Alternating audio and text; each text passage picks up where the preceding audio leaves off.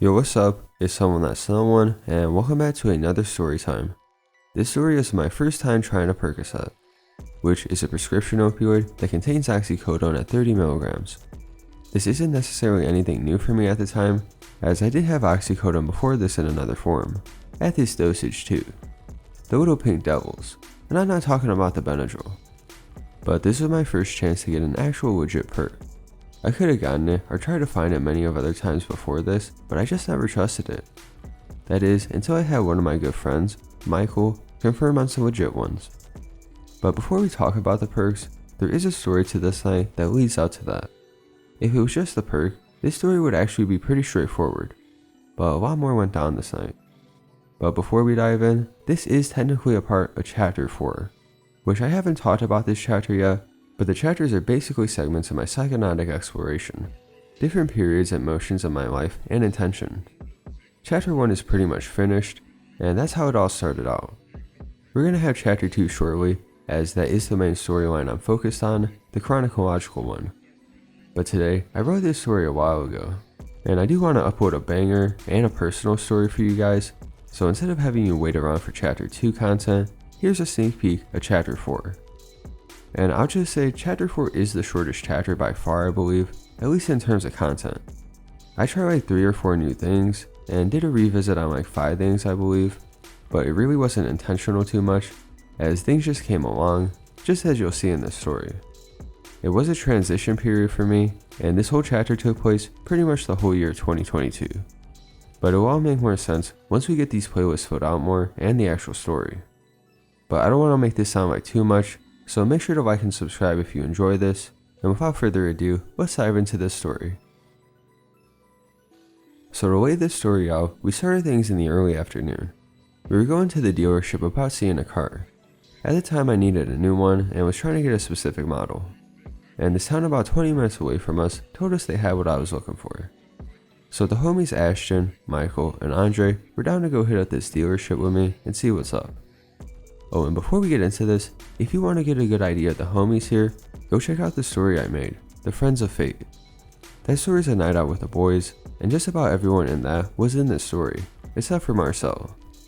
We got Michael, Andre, Ashton, and Stan in this. But I was telling them if I did get this car this day, I would be down to drive through Chicago and do some shit that night, just as a little celebration. So Michael scoops us all, and we all head over to this town. But to make a long story short, he zooms through on the highway, all for us to be met with them saying they don't have the fucking car I was looking for. That shit wasn't even in transit or anything. And they tried to start selling me on some other bullshit. So basically, it ended up being a big waste of time. There was another dealership in the area, and I called ahead to make sure, but literally the car I was looking for had just sold earlier that day. Pretty shitty, but everyone still wanted to hit at the city and at least do something this night. We did smoke though, as I did roll up, which Michael had this pretty dope tray in the back with a sea monster on it. Then Michael dropped us off though, because we all had to take care of some stuff beforehand for at least a couple hours. Andre ended up driving this night though. Main reason being is, Michael knew Andre wouldn't get fucked up like that. He never really does. Substances aren't really his thing like that, just a here and there thing. And hardly will he go heavy with it, definitely not when he's driving. Michael wanted to drink this night. And of course we had to hit up Stan to see if he was down to go to the city too. And he most definitely was. This again was by chance, and we all happened to be down. So after we get in touch with everyone and set everything up, Andre comes with Michael to scoop me. I remember we kept trying to hit up Ashton to try and pick him up, but he didn't get back to us in time. He did say he wanted to go, and we had no clue when or if he was still down. He hit me up like 3 hours later though, when he was done seeing his cousin. But at that point, we were already deep in the city. Which, if you don't know, go check out the Substance Explained episode on Xanax, where we did interview Ashton on it. Anyways, Andre and Michael came through. I had a few leftover drinks, and grabbed a beer or two for Michael and I. We stopped back at Michael's real quick, because he had to grab a couple more things. Which he did invite us inside to show us his weed plants at the time. Which it was pretty dope. He had this setup going on in his closet, with his steel curtain, a red light going on, and I think he had like 2 different plants with only like 8 weeks to go. I forgot the strains, but he was doing a solid job, especially for a fucking guy who doesn't claim to smoke. Anyways, we go grab Stan and then head into the city. which is about a 40-minute drive from where we were. And if you haven't been to Chicago like that and don't really know how things work, technically you got the city and then you got the Chicagoland area, which the Chicagoland area includes the city plus the surrounding suburbs and counties that are still Chicago-esque. And I'm not going to say where I'm from exactly, just so it's not deep in the city like that. A lot of people would still call it the hood or ghetto though, probably if you're an outsider, but it's definitely not the worst place around. Not the best place either. It's almost like a mini version of the city with the infrastructure the town has, but just with suburban houses laid out through more. And it really does depend where you go though, because on one part of town, you'll have the nice rich people houses, where everyone here likes to call them white people houses, which a majority of them do border and start off into other more economically well-off towns. But then in other parts, it can be grimy as fuck. Like, it would feel like you're in a certain part of the city if you didn't know better. And my school is pretty much in the center of the grimy, busy part of town too. And it wasn't a surprise to find things like heroin needles or something on the side of the building. Anyways, getting a bit off track with that, I do want to give you guys some insight, but the point is, it's not like we live in the city and are going out like that every night. There is a nightlife in our town, but it's nothing like it is with the city. Chicago's something special. The culture, the liveliness, and overall vibes, you just can't find anywhere else.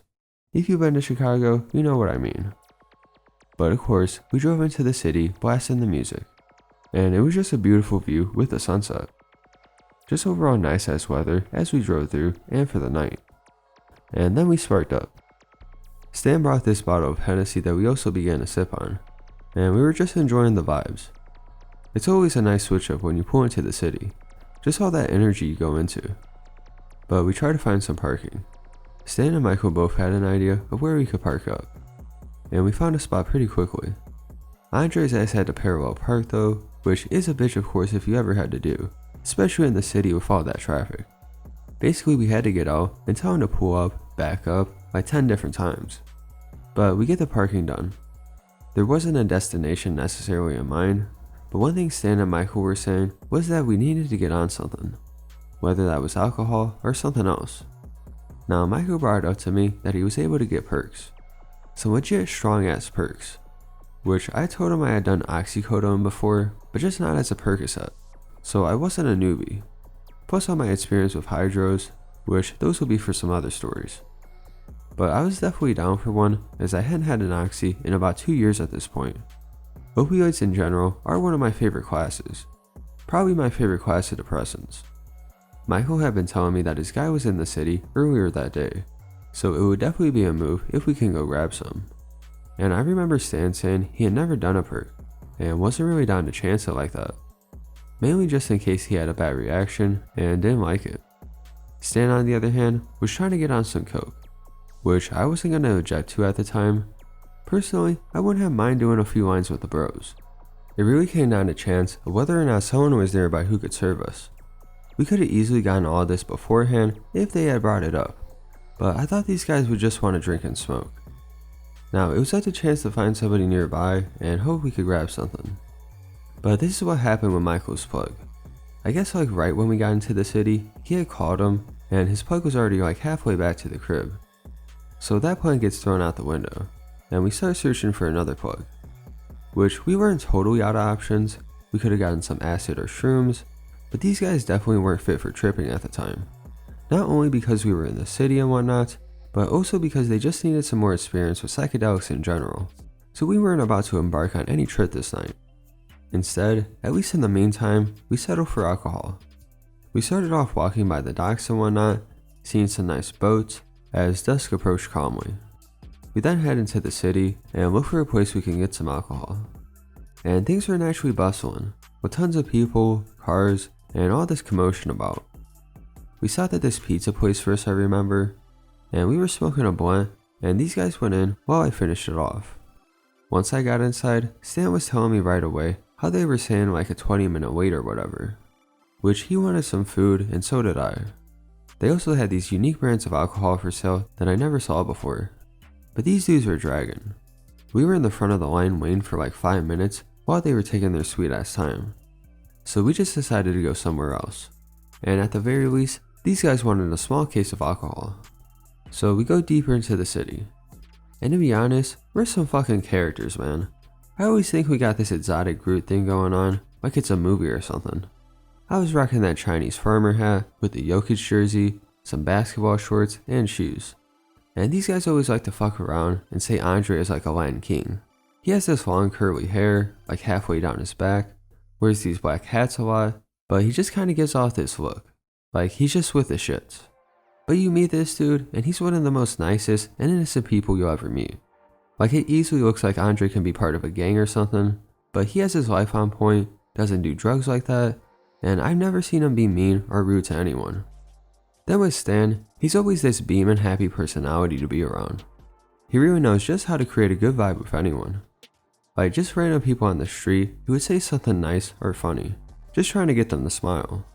And this is a basic ass example, but I remember he was commenting on this lady's dog as we passed by, saying that the dog was stunning, like it should be on a runway and all this shit. Sometimes it's goofy stuff, but he's cool, and most people enjoy the vibe he brings.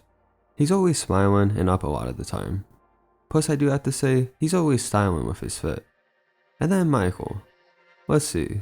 Michael is fucking Michael. Nah. Really? He also kind of has that vibe Stan has, but he's also kind of like me in a way too, kind of laid back and chill, but still kind of going in hard and turning up, if that makes sense. People like to say we kind of look the same, like some people say we kind of look like brothers, at least when my hair is shorter. Then I'd say his style is more on point, but that's just because I like to be wild with my shit. Either way though, always around, it's a super good vibe with these guys. I felt like almost at all points of the night, conversation was just flowing. Or like, there was just never a dull moment. It was great. And the city itself of course played a role into this, with all the views, noises, the traffic, everything going on, everyone we were passing. And let me tell you, I would get so many compliments with this hat. People just really dig the bamboo, I guess. But like 5 to 10 minutes in, we find a 7-Eleven. And again we're smoking, and I had to put the blunt out before going in. We get here, look around, and Stan and Michael can't decide between a case and a bottle. But I wasn't feeling hard liquor like that, so we went for a 6-pack. It wasn't a ton, but definitely enough, considering Stan still had that Henny if need be. I ended up drinking one about every 30 minutes to an hour. I would just slowly sip it over time. And these days I don't really drink alcohol like that, but I'll drink with the boys. So I'll just take it slowly, if at all. Cause the thing is, if you guys don't know, we have a history of going overboard. Just check out how ridiculous my earlier stories with these guys were. And alk is one of the last things I want to go heavy with these days. Anyways, we get some Mike's Hard or some shit like that. Just the original lemonade. And these guys grab a couple pods too, which I hit like once or twice, but wasn't really messing with. I do like a decent nicotine buzz when I drink sometimes, and we did have a decent amount of blunts rolled, so I didn't feel the need to hit it that much. But we get out on the streets, and Stan sees this vegan place selling falafels, which he had never had one before, and I told him that they're probably one of my most favorite foods. So we grabbed some food since we were right there and smashed a bit. We take some quick pictures and then continue along into the city. They did note they did want to go to the shoreline and along the beach. I hadn't been to the beach in a few years at this point, so I was definitely down, especially with the weather. It wasn't swimming weather, but it was good ass vibes to be around. We walk over and we're contemplating on grabbing a bike or a scooter. I had never done that shit before, but if you've never been to a major city like that, a lot of them will have bikes and whatnot you could rent out. They're literally littered all over the city, and it's a pretty fair rate for how long you get it. But we were looking into it, and no one really wanted to set that shit up like that.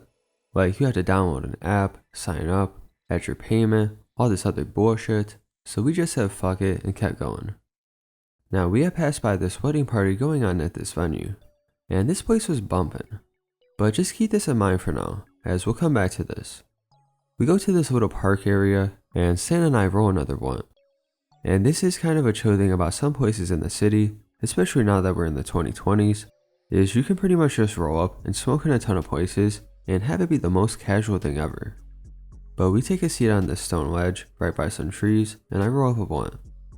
Afterwards we spark up and head towards the shore, and walk along the shoreline. It's dark as hell by this point, but that's mainly because there's no lighting on the shoreline. Either way, we ended up passing by a bunch of people.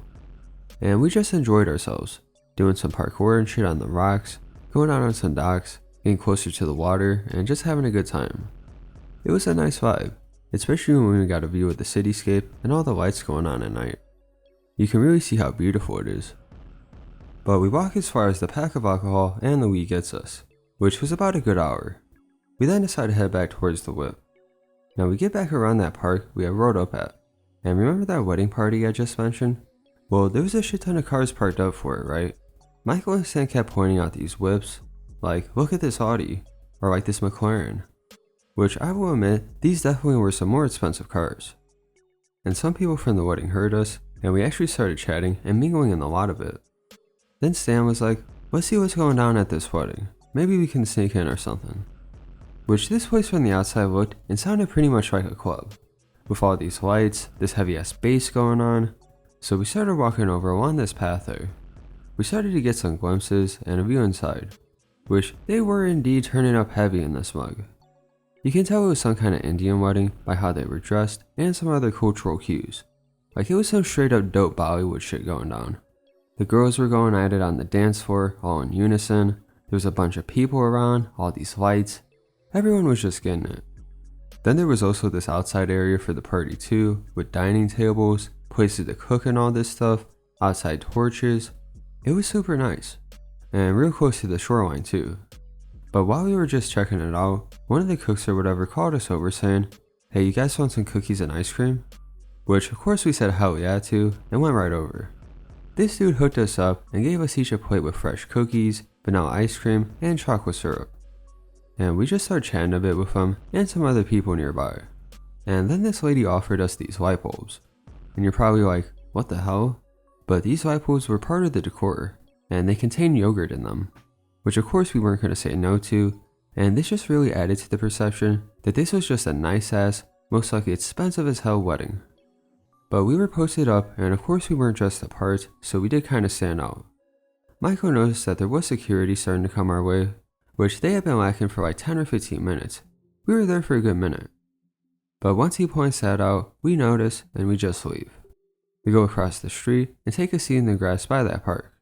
Not the exact same place, but a different section more under this streetlight. We finished the free dessert and continued our way back to the whip.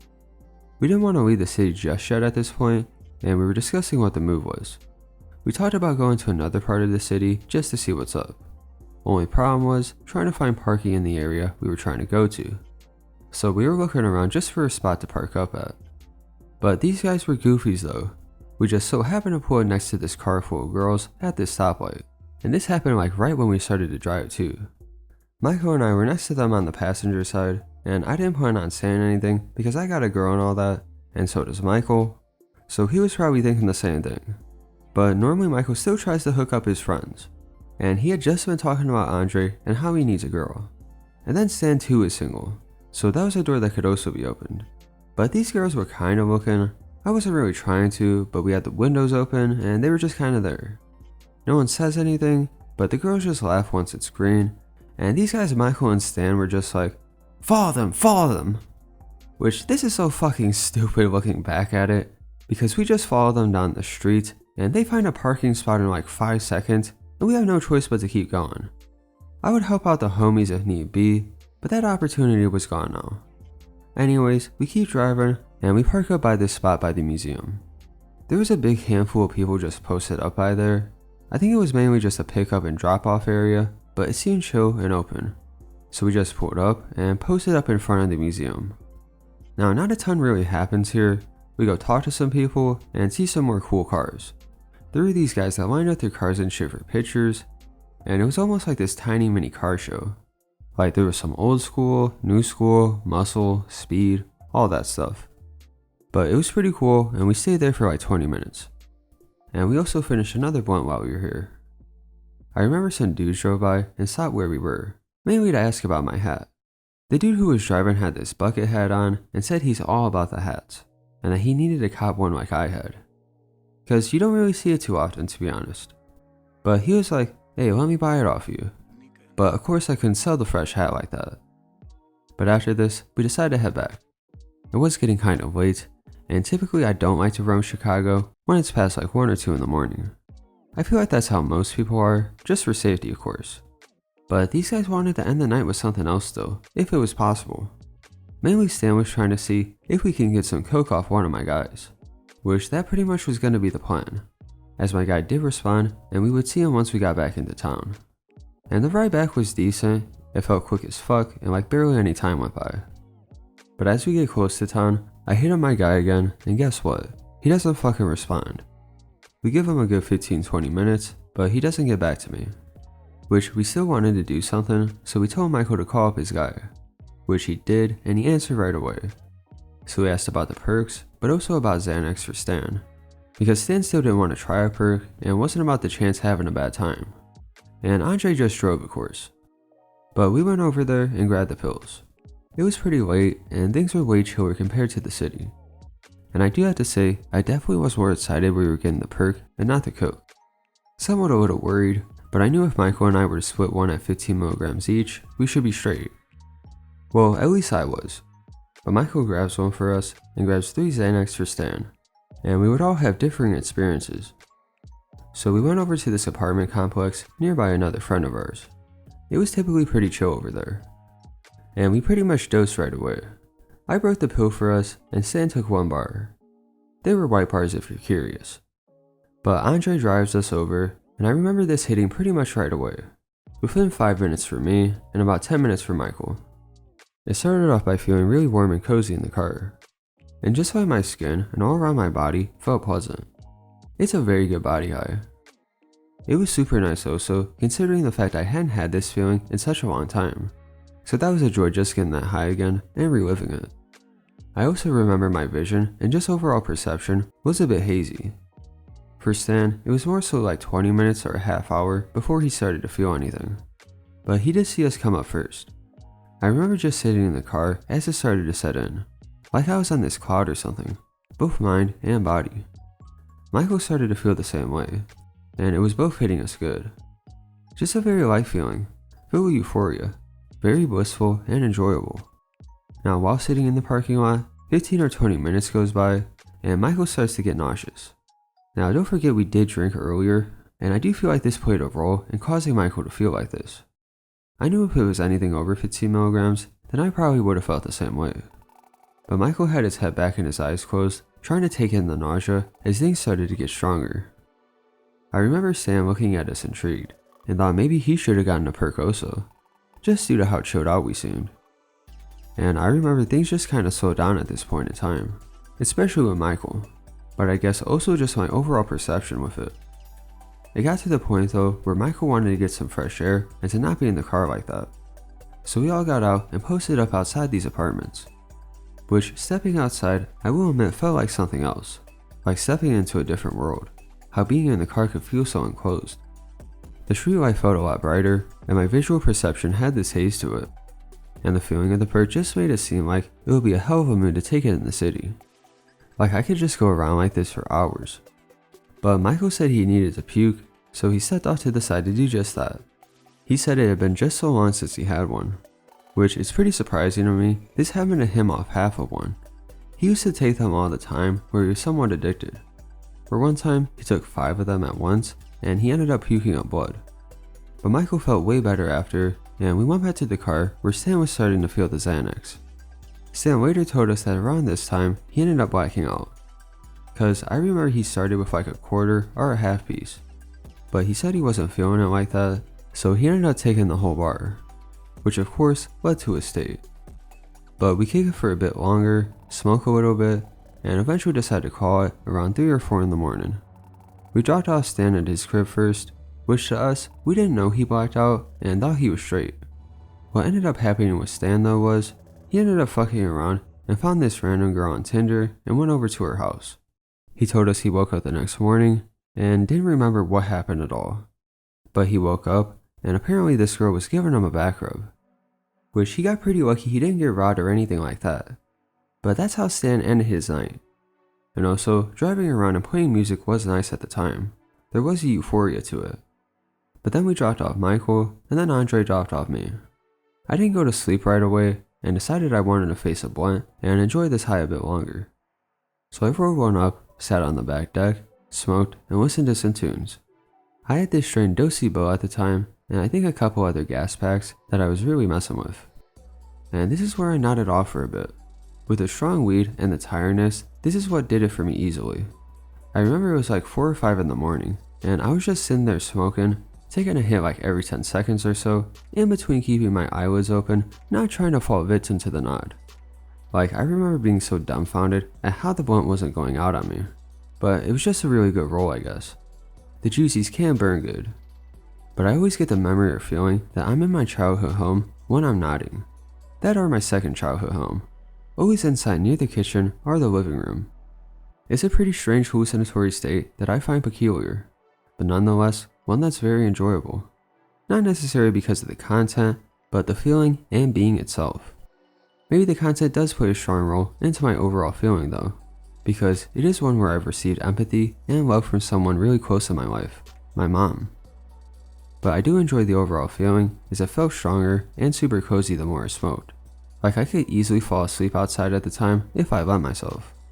But the thing with me, which isn't super common among others I find, is that I have a strong will to stay awake during an opiate nod. Mainly because I don't want to let go and enjoy the feeling to the fullest extent.